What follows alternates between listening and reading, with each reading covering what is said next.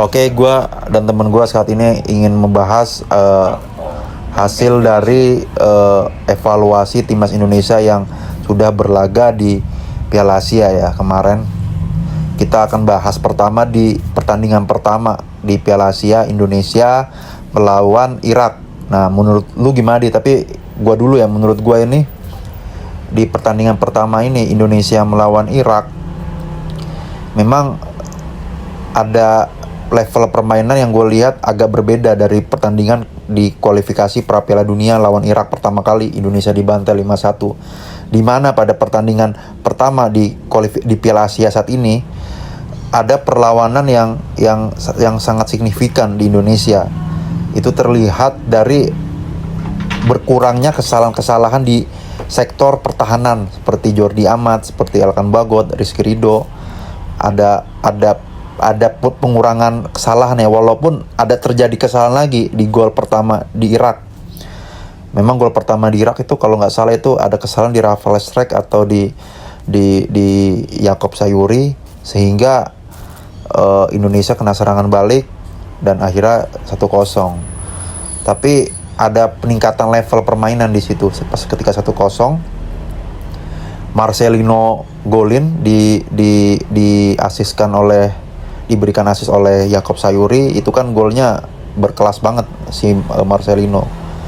Tapi memang kondisinya Sintayong pas di kualifikasi Piala Asia ini dia masih meramu permainan Indonesia yang terbaik gitu. Nah, di 1-1 habis itu kejebolan di menit-menit akhir di babak pertama 2-1 kita kalah. Kemudian di babak kedua kita kalah 3-1. Memang terlepas ada kontroversial, tapi itu ya nggak kontroversial dalam artian ada offset lah dari Irak gol ini, tapi memang ada peningkatan level bermain, mentalitas permainan. Namun sayangnya itu Coach Shin itu belum menemukan belum menemukan permainan yang tepat untuk Indonesia. Memang kalau gue lihat ini sih memang Indonesia ini sebelum Piala Asia ini bermain ya, maksud gue Indonesia bermain di Piala Asia sebelumnya memang ditargetkan pemain muda ini sebagai sebagai bridging untuk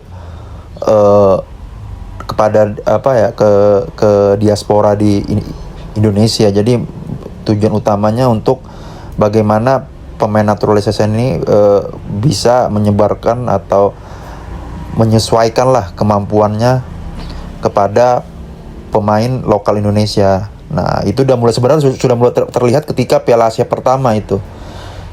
Ketika pemain lokal itu sudah sehabis-habisan bermain bola, sudah mengeluarkan kemampuan maksimalnya, itu udah mulai terlihat. Itu kemampuan maksimal Marcelino, Yaakob, tapi kan pada faktanya itu udah tidak bisa mengimbangi yang diasporanya. Begitu juga di pertandingan kedua lawan Vietnam, yang memang sebenarnya lawan Vietnam itu gua rasa memang ada perbandingan level ya, atau sebenarnya kalau Vietnam itu nggak jauh beda lah sama Indonesia, beda mental doang sama semangat juang Vietnam yang tinggi. Tapi ketika ada pemain diaspora seperti Hapner, seperti Elkan Bagot, seperti Sandy Walsh, terutama Sandy Walsh Hapner ya, ketika lawan Vietnam itu keluar banget ya kemampuan terbaik mereka berdua, sehingga itu menjadi pembeda kelas terhadap Vietnam.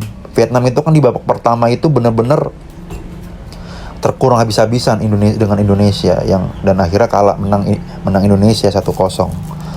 Begitu juga di pertandingan ketiga melawan Jepang. Indonesia mengeluarkan kemampuannya bersama perpaduan antara pemain lokal dengan pemain naturalisasi. Itu terlihat banget ketika ada penyerangan dari Jepang, kita bertahan mengandalkan serangan balik. Itu terlihat banget pemain naturalisasinya ini sangat bagus lah kemampuan dalam bermain bolanya.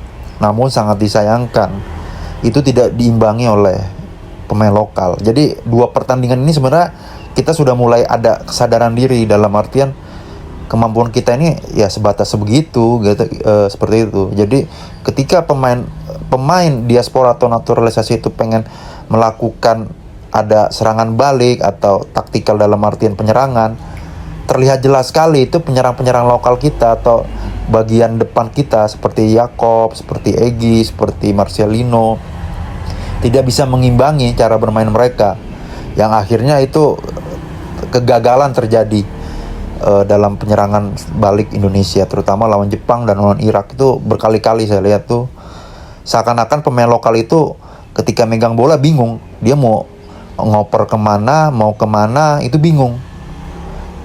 Jadi visi bermain itu sangat terlihat jelas. Coba kita lihat contohnya aja si Rafael Strijk yang bukan pemain lokal, yang bermain di level 2 di Liga Belanda. Ketika dia memegang bola, walaupun pemain tidak ada di sekitarnya, pemain timnas lainnya tidak ada di sekitarnya, refleks atau visi bermain dia langsung tune in. Jadi apa yang dia harus lakukan ketika tidak ada pemain atau apa, situasional yang lagi sulit, langsung insting itu ada gitu. Jadi di situ ada perbedaan cara bermainnya. Nah, di pertandingan terakhir lawan Australia itu juga yang gue lihat itu Indonesia itu berusaha mengeluarkan segala kemampuannya dan akhirnya starting 11 Indonesia yang terbaik itu keluar semua, minus si Asnawi, Jakob ya, dua orang itu. Kalau Marcelino agak mendingan. Jadi yang lainnya itu pemain full diaspora ya, naturalisasi. Dan terbukti jelas sekali ketika Sen Patinama main, ketika Arhan main, itu berbeda sekali. Itu kita bisa megang bola di tengah lapangan sangat kuat ketika Patinama main. Berbeda ketika Arhan main di posisi kiri. Tapi memang terlihat jelas sekali ketika lawan Australia itu di sektor Asnawi yang pemain lokal dan depannya Jakob Sayuri, itu benar-benar kita habis. Dijadikan bulan-bulanan untuk dijadikan serangan ya. Serangan oleh Australia. Berkali-kali Asnawi itu dilewatin oleh pemain Australia, Jakob juga. Dan beberapa kali kita lihat juga itu ada oper-operan yang sangat sulit yang diberikan oleh pemain naturalisasi seperti Sen Patinama. Ketika bola sudah di-keep oleh pemain lokal seperti Marcelino, itu tidak dimanfaatkan dengan baik. Seakan-akan tidak tahu ingin mau ngapain gitu kan. Marcelino itu contohnya ketika di depan gawang yang jelas-jelas sudah kosong, berkali-kali Marcelino itu tuh menendang sangat jauh banget, sangat tinggi banget gitu kan. Nah, itu kita bisa ngelihat kemampuan kita lawan Australia. Jadi di pertandingan keempat itu Indonesia itu sebenarnya gue pengen menambahkan yang dikatakan orang-orang itu, yang dikatakan Coach Shin itu, Indonesia memiliki performa yang baik namun kalah pengalaman. Namun gue ingin menambahkan satu lagi, bukan hanya kalah pengalaman.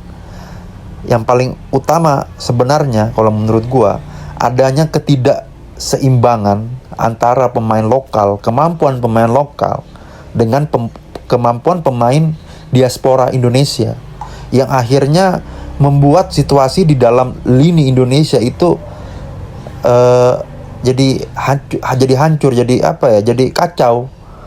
Nah, itu yang paling utama sebenarnya. Indonesia gol pertama, kejebolan gol kedua itu yang gue lihat ya tidak adanya ketidakseimbangan bermain antara pemain lokal dan pemain luar, antara Asnawi, Sandy Walsh, antara Sen Patinama dengan Marcelino, yang akhirnya kita kalah. Jadi ya pengalaman oke lah, pengalaman belum, tapi levelnya pemain Eropa mah nggak butuh pengalaman yang bertahun-tahun, sekali dua kali mah boleh lah karena baru tune in. Tapi yang lebih utama yang gue lihat itu ya karena ketidakmampuan pemain lokal dalam mengatur keseimbangan cara bermain dengan pemain diaspora, yang seakan-akan yang bermain itu hanya pemain diaspora, pemain lokal itu justru mengerecokin mereka gitu. Jadi seakan-akan 8 lawan 11 kemarin tuh Australia lawan Indonesia. Jadi seakan-akan Asnawi bermainnya tidak bagus, padahal yang gue lihat Asnawi bermainnya bagus. Namun ya itulah kemampuan orang lokal kita, pemain lokal kita. Disitulah kemampuan maksimalnya dia. Ya walaupun bisa ada improvement ke depannya, tapi itu mungkin nggak terlalu jauh beda dengan kemampuan dia sekarang. Itu terlihat banget gitu. Nah menurut lu gimana review lu di pertandingan grup D di Piala Asia? Review grup D apa? Ya selama ini kan kiprah di Piala Asia kan? Iya, kiprah Piala Asia. Ya intinya kurang lebih apa yang disampaikan sama temen gue tadi ya. Jadi gue pengen nambahin ya, balik lagi sangat jelas gitu. Terlihat sekali perbedaan kualitas antara pemain naturalisasi dengan pemain lokal kita. Karena ya ini soal pengalaman, soal mental, soal teknis. Pemain naturalisasi yang sekarang ada di timnas itu adalah dengan kualitas grade A gitu kan. Jadi pemain naturalisasi sekarang ini kualitasnya grade A gitu, bukan seperti zaman dulu, zamannya Simon, zamannya Luis Milla, zamannya siapa tuh sebelum Luis Milla tuh. Pokoknya pelatih sebelumnya lah, zaman dulu lah pokoknya. Mereka itu selalu mengandalkan pemain naturalisasi dari Liga 1 yang sebenarnya nggak jauh beda sama pemain lokal. Oke lah, mungkin mereka di atas pemain lokal, tapi ya hampir setara 11-12, ya paling beda selevel dikit lah. Nah kalau ini sangat kentara sekali gitu, ditambah dengan kepemimpinan Erick Thohir yang sangat sangat luar biasa ya, karena beliau ini mempunyai relasi di dunia sepak bola terutama dalam konteks internasional, apalagi beliau ini juga merupakan mantan pemilik dari Inter Milan ya. Makanya Erick Thohir ini bisa dengan mudahnya melobi orang-orang terkait untuk naturalisasi pemain-pemain grade A ini gitu kan. Oke, di situ ya. Jadi sangat jelas ya apa yang dilihat kualitas antara pemain naturalisasi dengan pemain lokal gitu. Nah, sekarang kita lihat pertandingan di Piala Asia. Bagi kalian yang udah menonton kiprah Indonesia di Piala Asia, pasti kalian sangat tahu gitu. Sangat jelas kan perbedaan permainannya, mulai dari sentuhannya, mulai dari pokoknya perbedaan yang sangat mencolok itu adalah dalam pengambilan keputusan. Pemain asing ini, bukan asing ya, sorry. Maksud saya pemain diaspora ini atau pemain naturalisasi ini, mereka itu mempunyai kemampuan timing yang sangat bagus. Kapan harus ngumpan, kapan harus crossing, kapan harus ngoper, kapan harus delay bola, kapan harus end passing, umpan terobosan gitu, kapan harus umpan kanan ke kiri, kapan harus ngatur tempo permainan, kapan harus ngatur sirkulasi bola. Itu sangat kentara sekali ya kalau kita lihat ya. Jadi intinya tuh decision making, pengambilan keputusan ini sangat kentara sekali gitu dibanding pemain lokal. Kalau pemain lokal kita itu kebanyakan kehilangan momentum gitu. Di saat mereka harus crossing, harus passing, mereka malah kebanyakan gocek gitu. Oke lah, kalau kita melihat dari pertandingan di Piala Asia ini, pemain lokal kita agak berkembang ya, karena mungkin arahan dari Sintayong juga ya, agar lebih banyak mengalirkan bola, lebih banyak passing dibanding dribbling nggak jelas gitu kan. Oke lah terlihat, tapi masih aja sangat terlihat gitu, pemain lokal ini masih terbawa dengan kebiasaan mereka yang suka dribbling nggak jelas gitu kan. Walaupun emang berkurang lah dibanding pertandingan yang sebelumnya ya, apalagi terutama sebelum Sintayong ngelatih itu sangat jelas perbedaannya. Ya oke lah, saya di sini sangat apresiasi ya peningkatannya, tapi tetap aja gitu. Pemain lokal ini ya mereka udah bertahun-tahun di Indonesia, mereka udah terperangkap dalam budaya sepak bola Indonesia yang mungkin kurang bagus ya dari sisi nutrisinya, pelatihannya, iklimnya, kulturnya yang kurang fight ya, terutama dalam soal mental ya.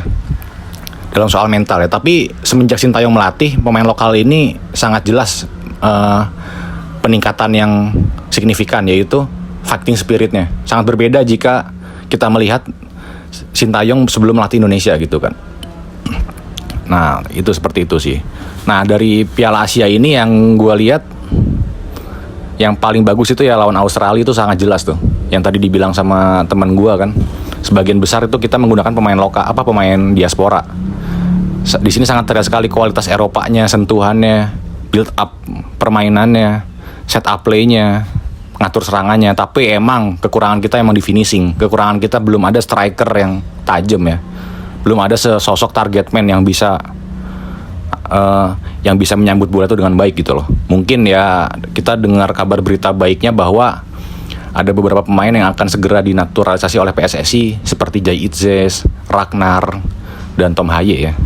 Nah, mungkin dengan adanya 3 pemain itu, terutama di sini saya pengen menyoroti Ragnar ya, karena Ragnar ini merupakan seorang striker. Winger apa Ragnar itu? Winger ya, seorang winger atau striker lah ya, bisa dibilang ya, saya nggak tahu ya kualitas dia, ya jelas pasti bagus lah ya, tapi yang jelas mungkin lebih baik lah soal finishing dibanding pemain lokal gitu loh. Karena kalau saya lihat pemain-pemain diaspora ini, mereka tahu kapan harus bermain gitu ya. Sejauh ini oke lah, perkembangannya signifikan lah, tinggal masalah finishing aja sih, kurang lebih seperti itu. Ya, itu terlihat jelas banget. Lagi-lagi yang terlihat jelas banget ketika permainan Indonesia di babak pertama, ketika para pemain diaspora itu bermain dalam satu kesatuan. Jordi Amat, Hapner, Sandy Walsh, Salim Patinama, Ivar Jenner, itu terlihat sekali itu cara bermainnya, itu bermain Eropa banget. Oper-operan 1-2, kapan dia harus memberi bola, kapan ketika dia terjepit dia memberi mencari ruang atau memberi bola ke temannya yang kosong. Itu terlihat, itu berbeda sekali dengan pemain-pemain Indonesia. Seperti di laga lawan Jepang yang gue perhatiin itu deh, ketika Rizky Ridho 3 kali melakukan operan jarak jauh ke Arhan, itu telak sekali, udah kayak nggak bisa bermain bola. Maksud gue, 3 kali ngoper ke Arhan itu out dan tinggi sekali. Berbeda banget ketika Sandy Walsh yang mengoper, atau Hapner itu gue lihat ke Saint Patinama, operannya udah jauh, udah sulit, tapi terarah. Dan yang mendapat operan itu, si Saint Patinama itu mampu mendapatkan bola. Bahkan ada satu momen Saint Patinama itu mengejar bola yang hampir posisinya goal kick, dia bisa menahan dan memberikan umpan ke Marcelino yang walaupun sayangnya lambung ya, tapi memang itu ketara banget permainan dari diaspora yang sangat mumpuni. Begitu juga ketika lawan Jepang yang Rizky Ridho, jelas-jelas Rizky Ridho itu dilewatin oleh pemain Jepang, dan fokus Rizky Ridho itu gue lihat ke bola. Asnawi, Rizky Ridho, si Egy, Witan fokus ke bola, bukan fokus ke pergerakan arah bola yang akan dituju pemain lawan. Bukan seperti itu yang mereka pikirkan. Jadi memang habit dalam Liga 1 ini sangat kurang bagus untuk timnas Indonesia. Dan faktanya juga itu pemain Indonesia yang lainnya itu memang cadangan semua, nggak ada yang dimainin sedikit pun. Kayak Mark Locke atau apa. Nah, satu hal lagi yang gue catat itu, ya contoh hal kecil aja, seperti Jordi Amat yang udah bertahun-tahun main di Liga Spanyol. Itu jelas sekali ketika main di Liga Malaysia, di ASEAN, yang mirip-mirip Liga 1 Indonesia, itu performanya hancur banget Jordi Amat. Berkali-kali ada kesalahan yang gue lihat, Jordi Amat itu melakukan kesalahan yang mengakibatkan kerugian untuk Indonesia. Tapi overall pemain-pemain yang benar-benar main di luar negeri saat ini, yang di Eropa, Saint Patinama, Sandy Walsh, Hapner, Ivar Jenner, strike walaupun Eropanya bukan Eropa kelas atas, walaupun liganya bukan liga utama ya, di kasta kedua, tapi mereka menunjukkan performa yang sangat konsisten. Di antara pemain-pemain yang bermain di Liga ASEAN itu jauh banget. Mereka tidak kesentuh konsisten lah selama 4 pertandingan Piala Asia ini. Strike aja yang kemampuannya sebenarnya dalam kecepatan, dalam heading, dalam tendangan itu agak kurang, tapi bargaining position dia sangat kuat. Jadi gol pertama Indonesia juga dilahirkan oleh dia. Jadi memang ini situasi yang sebenarnya kita harus sadar, kita ini kelas pemain lokal kita sangat jauh, yang diakibatkan oleh liganya sendiri sebenarnya, yang seperti Egy, seperti Witan. Gue bilang itu bahwa penurunan performa mereka sangat terlihat ketika bermain di Liga 1. Jadi memang poin pentingnya dari hasil dari pertandingan kita selama di Piala Asia ini, yang paling utamanya itu adalah kita bisa mengetahui cermin diri kita sebagai pemain lokal, kemampuan pemain lokal seperti apa, kemampuan diaspora seperti apa. Makanya jangan heran nanti ke depannya kalau benar-benar Jay Idze atau Ragnar serta Natanjo, Tom Haye, Kevin Dix kalau bisa bermain, ya itu otomatis level kita udah jauh. Kita nggak usah menunggu puluhan tahun lagi untuk Piala Dunia. Tahun depan kita bisa masuk Piala Dunia dengan slot yang ada, yang sangat banyak, 8 negara. Kalau kita lihat, kita cermati kemarin tuh di lawan Australia kemarin, sebenarnya itu level apa ya, pemain diaspora antara Indonesia dengan pemain Australia mirip. Kayak Elkan itu satu tim, ada temennya di Australia. Begitu juga si Sen Patinama, ada temannya juga di Viking FK, pemain Norwegia. Sebenarnya nggak jauh beda. Namun ketika dihadapkan dengan permainan lokalnya di man to man untuk posisi pemain lokal dengan pemain Australia, itu sangat jauh berbeda dan itu sangat mengganggu gitu.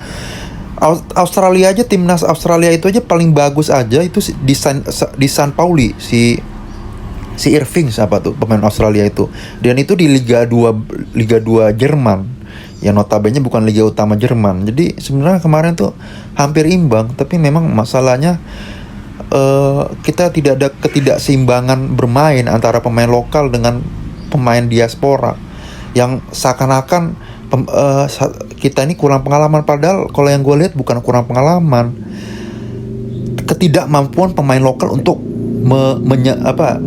menyeimbangkan permainan dia dengan pemain diasporanya, yang akhirnya mengganggu permainan dalam tim Indonesia sendiri. Itulah masalah utamanya sebenarnya yang gue lihat. Dari gol pertama yang tadi gue bilang, gol kedua itu murni kalau gue lihat ya itu ketidakmampuan pemain lokal kita, seperti Hernando yang levelnya masih Liga 1. Kemudian gol kedua di Asnawi yang dia bengong saja ngelihat bola. Ya itu hal-hal yang sebenarnya kita berkaca ya dari Piala Asia ini, dan beruntungnya kita kalah di Piala Asia tahun ini di babak 16 besar. Kita bisa sadar dan kita tidak bisa dilihat oleh Vietnam kemampuan asli kita. Seandainya kita lolos Piala Asia di perempat final, itu ada kemungkinan Vietnam itu ada kemungkinan bisa ngelihat kita untuk naturalisasi juga mungkin ya. Tapi ketika 4-0 ini skornya, ya seakan-akan tidak terlihat.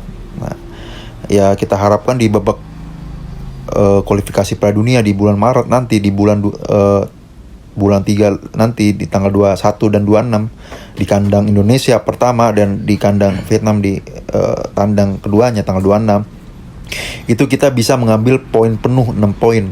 Makanya ini penting sekali nih, Sintayong pulang dari sini dan tim itu harus benar-benar fokus mempersiapkan strategi untuk menghadapi Vietnam di babak kedua kualifikasi. Kita harus ambil 6 poin. Dan PSSI harus cepatnya membuat naturalisasi Tom Haye dan Ragnar Orotmangun berjalan dengan baik. Karena kalau komposisi kita sekarang dengan komposisi lokal yang kita punya sekarang berpadu dengan diaspora, dengan mengacu atau bercermin pada pertandingan kemarin lawan Vietnam, itu ada kemungkinan kita juga bisa kalah kalau tanpa ada pemain naturalisasi lainnya. Jadi memang kalau ingin menang, kuncinya gue lihat lawan Vietnam itu semuanya harus full naturalisasi. Kalau yang gue lihat udah nggak usah ada lagi dulu sementara di pertandingan Vietnam itu, nggak usah ada dulu lah pemain-pemain lokal lah yang bermain. Ini kan kita ngejar 6 poin, bener-bener kita fokus pemain naturalisasi semua. Kayak si Asnawi kalau bisa diganti Jay Idze, si Jakob si Jakob diganti oleh Tom Haye, ada Ragnar Ortmangun juga, jadi full pemain diaspora. Nah itu level kita udah jauh lawan Vietnam, bisa dibantai Vietnam itu bisa 3-0 4-0 kalau itu terjadi. Nah, makanya gue harapkan setelah ini mereka coach Shin tuh bisa briefing lah untuk persiapan nanti di babak kedua kualifikasi Piala Dunia, karena memang itu lolosnya Indonesia ke babak kualifikasi, jika lolos itu sangat berpengaruh kepada permainan Indonesia nantinya. Kita semakin bercermin, kemampuan kita itu makin lama makin bercermin, yang gue bilang itu, yang awalnya pemain naturalisasi butuhnya untuk membantu saja Indonesia untuk berkembang, kemudian berpikir ulang lagi, bukan membantu aja, pemain lokal harus pemain muda yang umur 20. Sekarang mulai berkaca lagi nih, yang sebelumnya ingin berharap pemain muda-muda itu akan berkembang, ini berpikir lagi, ini kayaknya pemain muda ini yang Indonesia ini agak sulit untuk kedepannya, karena memang udah di umur 20-an agak sulit untuk berkembang. Ya ada, tapi nggak terlalu signifikan, dan mulai berpikir lagi ya setelah di Piala Asia ini Indonesia, mungkin PSSI udah mulai berpikir lagi harus ada fokus ke pembinaan usia muda di umur 6 tahun, 7 tahun itu kan usia-usia yang golden age. Jadi karakter sepak bola tuh di situ, yang dimana pemain lokal tuh nggak ada sama sekali di situ. Jadi memang kita harus lolos babak ketiga Piala Dunia. Kita harus kalahkan Vietnam. Kalau misalnya penyerang kita nantinya itu Kevin Dix atau ada Ragnar Ortmangun, itu kalau gue bilang udah mau dia bertahan apapun pasti kejebolan, gue bilang. Kalau penyerang depannya itu, yang gue khawatirkan nanti lawan Vietnam itu, komposisinya sekarang mereka fokus bertahan mengandalkan serangan balik, itu yang gue khawatirkan. Karena ketika fokus bertahan, pemain depan Indonesia nggak ada sama sekali yang tajam, itu yang gue khawatirkan. Butuh banget saat ini kita Ragnar atau Tom Haye untuk secepatnya masuk ke lini timnas Indonesia. Itu urgent banget melihat mandulnya atau ketidakmampuannya lini serang Indonesia. Bahkan Sintayong sendiri itu tidak memainkan penyerang tunggal mereka ya, yang berposisi sebagai penyerang, kayak Hoki Caraka, kayak si Ramadan Sananta, kayak si satu lagi siapa tuh pemain itu, seperti namanya siapa? Selain Hoki Caraka, Ramadan, satu lagi siapa?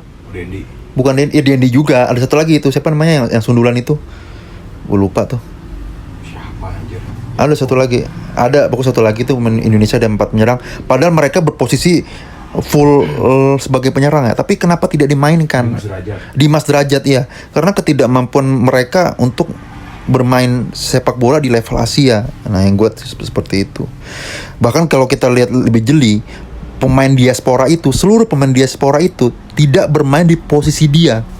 Kayak Elkan Bagot di pertandingan ketiga dipaksakan untuk jadi penyerang. Kayak Sen Patinama yang sebenarnya di Viking FK itu adalah fullback, dipaksakan untuk menjadi agak ke side kiri ya, bertahan agak ke depan ke kiri. Jadi banyak pemain diaspora yang bukan posisi utamanya gitu.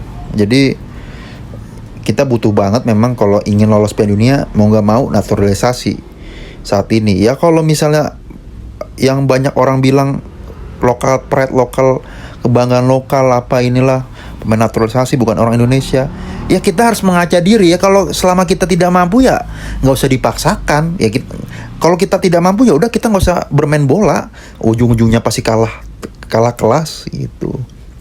Jadi lagi-lagi yang gue bilang, harapan gue 6 poin di bulan Maret nanti lawan Vietnam, kandang tandang. Mereka pasti tuh Vietnam itu akan mencari hasil imbang, karena gue lihat tuh mereka akan cari hasil imbang. Kalau mereka bisa menahan imbang Indonesia, otomatis poin Indonesia 2 poin, poin Vietnam udah 5 poin. Itu sangat merugikan Indonesia, di mana di 2 laga terakhir posisi Vietnam melawan Irak itu di pos pertandingan terakhir, yang dimana kalau Irak menang terus nih lawan Filipina nanti di pertandingan Maret ini kan, kandang tandang lawan Filipina, Irak, otomatis Irak itu akan lolos. Jadi ketika pertandingan lawan Vietnam, apalagi di pertandingan terakhir lawan Vietnam walaupun kandang, mereka gue yakin nggak terlalu maksimal ya. Itu yang gue khawatirkan. Yang gue khawatirkan itu sebenarnya sih, Vietnam itu bermain bertahan, kemudian Indonesia tidak bisa jebolin. Udah kita selesai gitu, bisa nggak lolos. Jadi memang urgent sekali dalam artian pemain grade A ini.